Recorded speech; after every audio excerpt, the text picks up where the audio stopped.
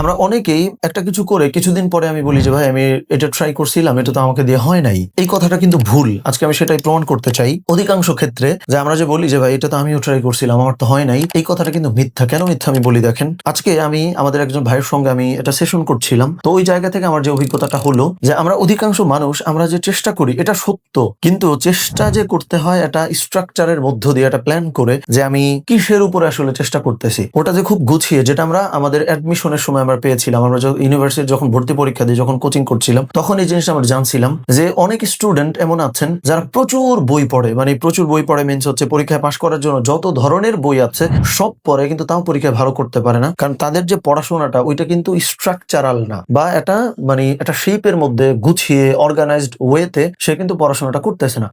সে যদি গুছায় পড়তো যে আমার এইটা এটা এক্সামে আসতে পারে, এইটা এটা গত 10 বছরের এক্সামে এটা এটা এসেছিল। আমি একজন স্টুডেন্টকে দিয়ে উদাহরণটা দিতেছি যে আপনি আপনার জীবনের যে কোনো ক্ষেত্রেও এইভাবে খুব সুন্দর করে পরিকল্পনা করে গুছিয়ে বুঝে শুনে স্ট্র্যাটেজি নিয়ে কৌশলগুলো বুঝে এরপরে যদি পরিশ্রমটা করেন তাহলে সম্ভাবনা আছে যে আপনি নিশ্চিতভাবেই ইনশাআল্লাহ এটাতে পাশ করবেন বা এটাতে ভালো করবেন। অন্যথায় ওই যে অন্য অনেকের মতো আপনি কিছুদিন ট্রাই করে বলবেন যে ভাই আমি চেষ্টা করছি, এটা হয় নাই, এই যে কনক্লুশনে চলে গেছেন, সিদ্ধান্তটা বলে দিলেন যে হয় নাই, এই কথাটা কিন্তু সবসময় সত্য না, কারণ আপনার চেষ্টা করাটাই তো সুন্দর করে হয় নাই।